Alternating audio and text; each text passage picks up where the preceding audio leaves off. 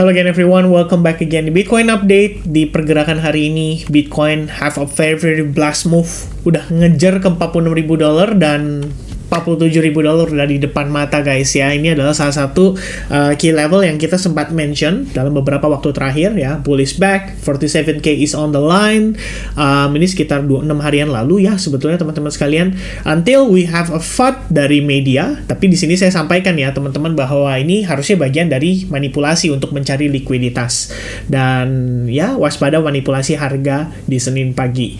Jadi sebenarnya so far analisis Bitcoin dari video update ya, ini yang tanggal 3 Januari sebenarnya masih sejalan lah teman-teman sekalian, bahwa kita melihat after dump yang terjadi akibat FUD atau media news yang dikeluarkan oleh Matrixport ya pada saat itu, Bitcoin itu sebenarnya masih ketahan di atas level Fibonacci 0,618%, which is level tersebut bertahan dengan baik hingga hari ini. Nah, kalau teman-teman ingat di pergerakan kemarin itu sebenarnya kita konsolidasi menjelang proses dia sebelum rebound dan rally seperti ini.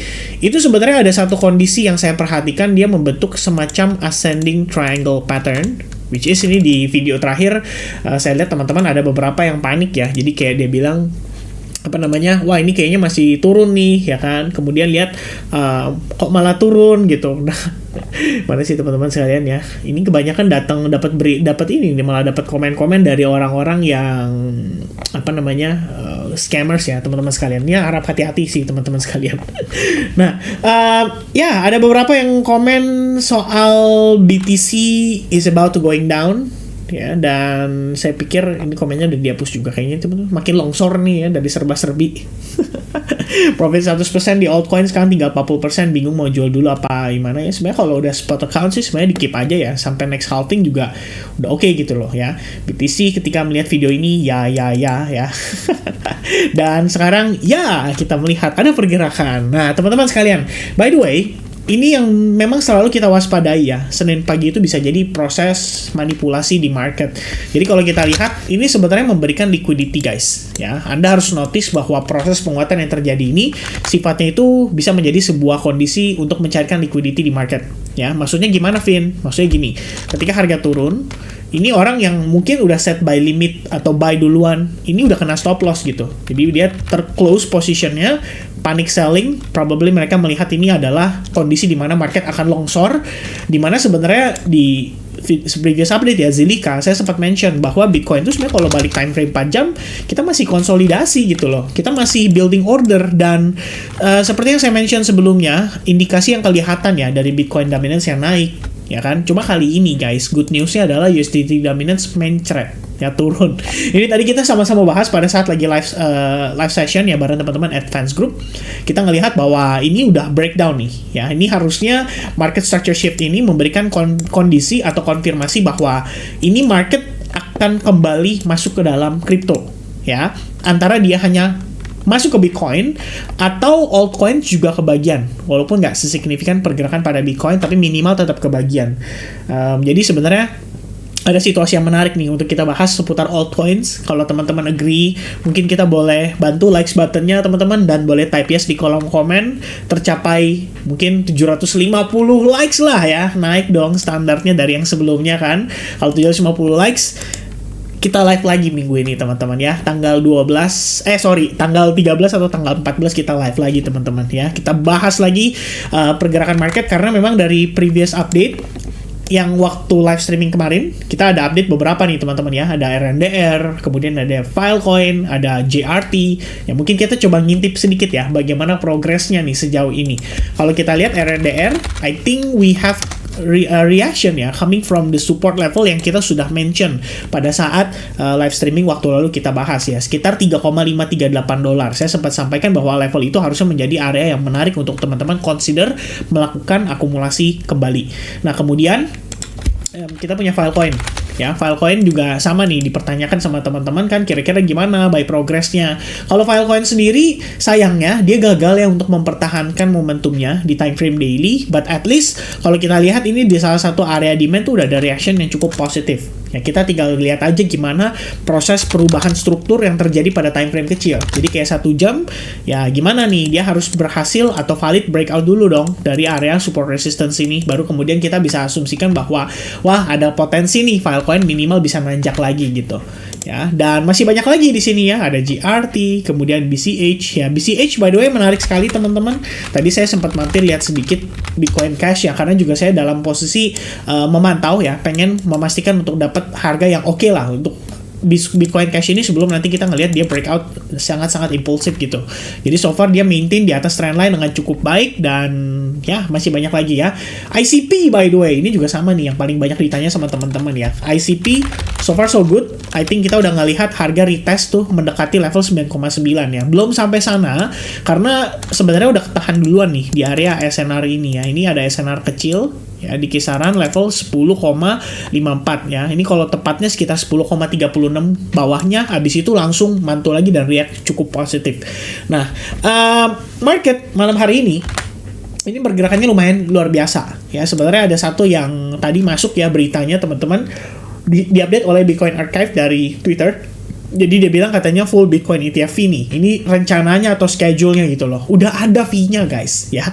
Fee-nya tuh udah keluar. Ini berarti udah ada keseriusan nih tampaknya untuk ini sebenarnya most recent file itu, oh iya baru ya teman-teman, baru update ya tanggal 8 Januari 2024. Ya, ini ada beberapa company-company yang mengajukan dari Grayscale Bitcoin Trust, kemudian ARK21 Shares, Bitcoin ETF, iShares Bitcoin Trust, Bitwise, FanEck, Fidelity, Valkyrie, ya, dan di sini yang saya lihat namanya nggak ada malah si itu ya, BlackRock, ya, berarti BlackRock belum melakukan filing lagi atau gimana, saya juga kurang begitu paham nih. Tapi by position kalau kita lihat ini mereka udah keseriusan, udah menunjukkan keseriusan bahwa ya gas fee lagi ya. Fee ini harusnya menjadi sebuah pertanda ya bahwa ETF spot very likely akan di-approve gitu. Jadi kita ngelihat juga tadi di Bitcoin Archive punya informasi ya. Ini sebenarnya ada beberapa kayak berita ya, dia sampaikan, ini disampaikan oleh CNBC, mengatakan kemungkinan ya ekspektasinya nih teman-teman sekalian, BlackRock udah keluar juga nih 0,3% ya. Grayscale paling gede 1,5%. Nah, ini kelihatannya akan di-approve pada hari Rabu dan tradingnya akan di-launching pada hari Jumat. Jadi udah bisa mulai transaksi. Dan salah satu yang menurut saya cukup menarik untuk di-review ya adalah pandangan dari Standard Chartered. Jadi Standard Chartered itu mengeluarkan semacam newsletter dan dia melihat bahwa ada opportunity 50 sampai 100 miliar dolar yang bisa mengalir ke Bitcoin. Specifically Bitcoin. Karena tadi sebetulnya di saat yang sama keluar berita juga, bukan berita sih, sebenarnya Gary Gensler ya, itu mengeluarkan pandangan ya, thread. Dia mengatakan bahwa ada beberapa poin yang perlu diingat terkait dengan invest di crypto asset gitu.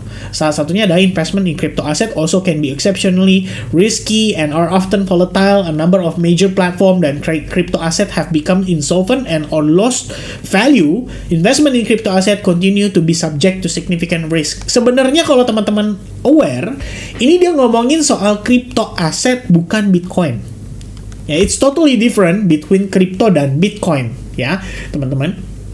Ya, sebenarnya Bitcoin diklasifikasikan sebagai crypto juga sih, tapi in the end specifically Bitcoinnya sendiri itu sebenarnya lebih apa ya, kalau saya bisa bilang sih agak di luar konteks daripada yang disampaikan oleh Gary Gensler ya. Karena di sini dia menjelaskan di poin nomor 3 bahwa penipu ya itu biasanya terus melakukan eksploitasi dengan mengikuti perkembangan kripto aset yang saat ini menarik bagi para retail investor.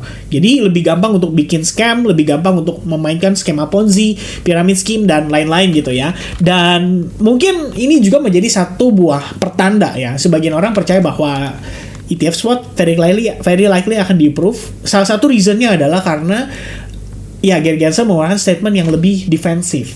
Nah, dia mengeluarkan statement yang lebih defensif. Jadi kayak semacam, guys, aku cuma ingetin ya kalau trading di crypto atau invest di crypto aset itu bisa menjadi sangat beresiko. Ya, harap hati-hati ketika kalian hendak melakukan investment di crypto aset. Itu doang mungkin ya saya bisa nangkap teman-teman sekalian dari statement yang disampaikan oleh Gary Gensler. Alright, jadi dia playing defensive, jadi very likely mungkin akan di-approve soon teman-teman. Nah, dengan reactionnya so far, beberapa berita yang masuk, kemudian juga utamanya si Gary Gensler ya, Nah, di sini kita sudah dapat konfirmasi yang luar biasa teman-teman sekalian bahwa Bitcoin udah ada percepatan tren, ini akselerasi dan langsung mendekati level $47.000 atau bahkan udah tercapai nih $47.000 ya. Saya pikir ini memang menjadi target terdekat kita sejauh ini dan karena momentumnya juga masih strong terutama dari perspektif time frame weekly, kita ngelihat dia naik ya. Closing candle kemarin saya sempat sampaikan ya di previous update bahwa Bitcoin itu posisi kalau closing dalam keadaan bullish kayak gini tuh sebenarnya bagus, bisa ngasih indikasi yang cukup oke untuk di follow up lagi oleh market setelahnya dan tampaknya terfollow up dengan cukup baik sejauh ini. 47.000 udah nyampe. Nah, kita nggak tahu nih after 47.000 Bitcoin akan terus meneruskan rally-nya atau akan mengalami koreksi atau mengalami rejection ya. Benar-benar kondisi saat ini menurut saya yang bikin khawatir itu cuma satu, masalah Bitcoin ETF spot. Ya, walaupun sebenarnya kalau kita lihat ya secara fundamental perspektif ini tuh udah bullish banget. Reasonnya ada beberapa poin. Satu, dari sisi demand, ya kita berbicara institusi bisa masuk melalui Bitcoin ETF spot. Jadi approvalnya ini sangat-sangat penting teman-teman.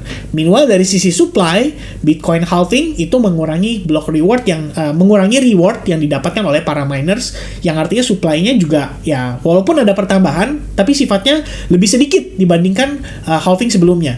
Jadi ini bagus teman-teman ya, demand lebih tinggi daripada supply. It means market price harusnya lebih cenderung tinggi. Itu indikasi yang pertama. Yang kedua teman-teman, kita berbicara dari sudut fundamental ya, makro. Kalau kita berbicara bigger pictures bahwa the Fed itu very likely tidak akan menaikkan suku bunga lagi pada tahun ini. Malah ada kecenderungan melakukan pemangkasan suku bunga karena inflasinya dipercaya sudah mulai teratur.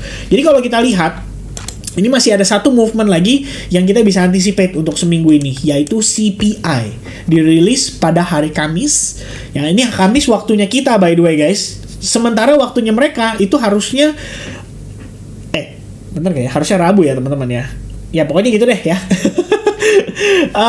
Dan dengan kondisi seperti ini semakin hot guys ya. Core CPI kalau kita lihat di ekspektasinya turun dari 4% jadi 3,5%. It's gonna be good, it's gonna be great, it's gonna be awesome ya. Kalau misalnya itu bisa terjadi, bisa terrealisasi, harusnya the Fed lagi-lagi sepertinya saya sampaikan tidak ada reason untuk dinaikin suku bunga lebih agresif ya. Di sini udah mentok dan bahkan harusnya tendensinya akan lebih cenderung dovish.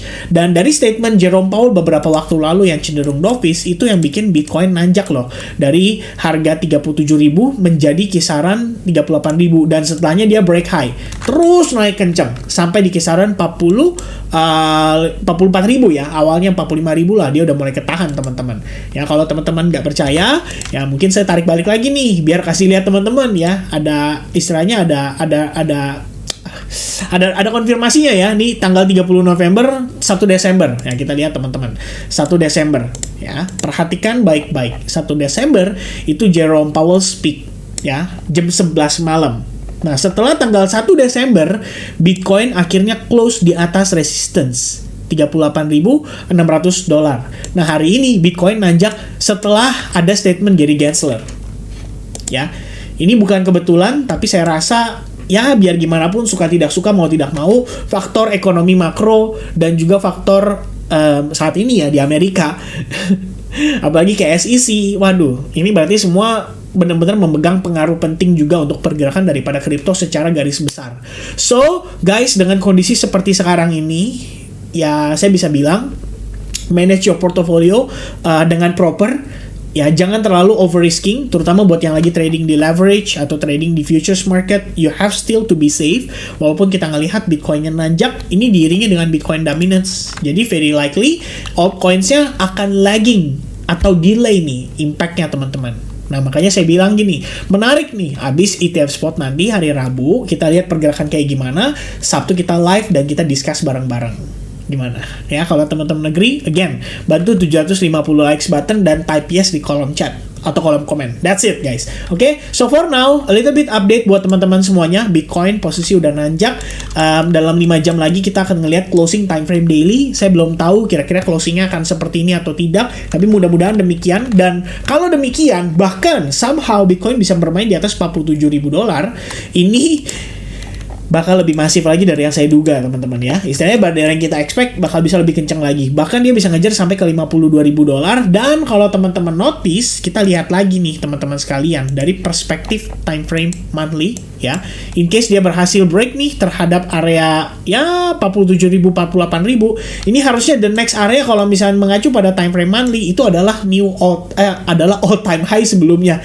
Ya jadi kisaran $61.000 guys. And I don't really know can we reach that or not. Cuman dengan progres yang ada saat ini mungkin aja ya Bitcoin ETF spot harusnya bisa menjadi bom yang mendorong pergerakan untuk naik dalam keadaan sangat-sangat masif ya.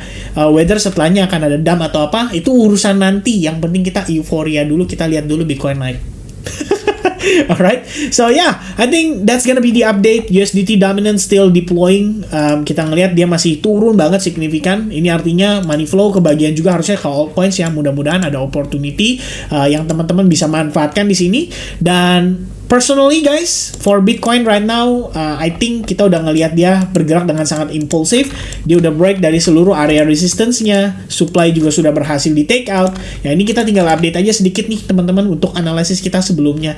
Seperti yang saya katakan, apabila kita ngelihat Bitcoin sudah berhasil create higher high by the body candle, maka kita udah tahu nih ini adalah higher low-nya kita nih saat ini. Ini udah terkonfirmasi reacting dari area demand dan proper banget after adanya liquidity sweep. Ya, jadi seperti analisis kita sebelumnya, kita sempat mention nih teman-teman.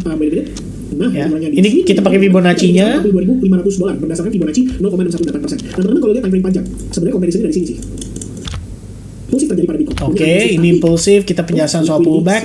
Nah, ini teman-teman liquidity sweep ya. Kelihatan banget liquidity sweep ini kalau menurut saya menaruh peran penting juga nih untuk Bitcoin bertahan di atas Fibonacci 0,618%. Dan saat ini technically dengan progres dia yang sudah cukup oke, ya, kita bisa consider bahwa well, we have another higher high.